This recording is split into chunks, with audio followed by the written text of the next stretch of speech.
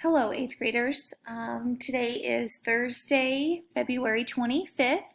The very first thing I would like you to do is answer the warm-up question for me. The warm-up question, which weather instrument determines the direction from which wind is blowing? So if you are unsure, this is a pretty basic question. You're more than welcome to look that up.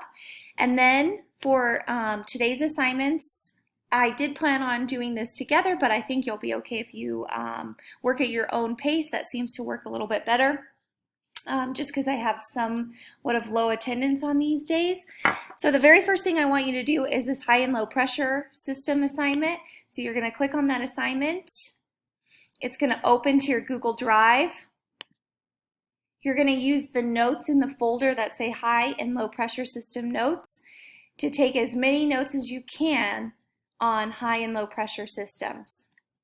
Once you finish that, you are going to go back to the assignment and submit through your Google Drive. So you'll just come right back here and it'll show your assignment here and you'll click the submit button. And then you're going to move on to the types of fronts assignment. On this assignment, I did not provide the notes for you. You are going to have to research these on your own.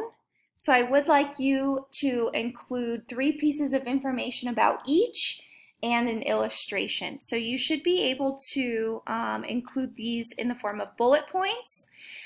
Different fronts determine different types of weather that we have. It's very similar to the high and low pressure systems. As I was telling you yesterday, a high pressure system is associated with really nice weather. A low pressure system is associated with bad weather. So for example, the weather we got today is a low pressure system. And then we have different fronts. So the fronts that I would like you to pay particular attention to is a cold front, warm front, stationary front, and occluded front. So 3 pieces of information for each. You can do this in the form of bullet points.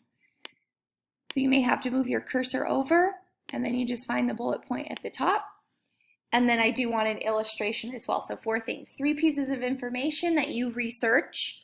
So you're going to Google search those 3 pieces of information, and then an image to help you remember what it is. And you can just put the image at the bottom in each box. And then you will also go back to this assignment in Schoology. It'll look like this. It'll show, instead of the description like mine shows, it'll show the actual assignment, and then you will click submit. Everything from this week is due Sunday at midnight. Please remember that all of these items that we worked on due Sunday at midnight, except the motion project that was due Monday. If you finish these assignments and you still have the designated time for our class period today, I do ask that if you did not finish the assignment from yesterday, please finish that, or the vocab. If you did not finish the vocab, you do need to finish that by Sunday at midnight as well. I hope you have a wonderful day. If you have any questions, please email me, and I would be happy to help with anything that you are struggling with. I hope you have a wonderful day, and I will see you on Monday.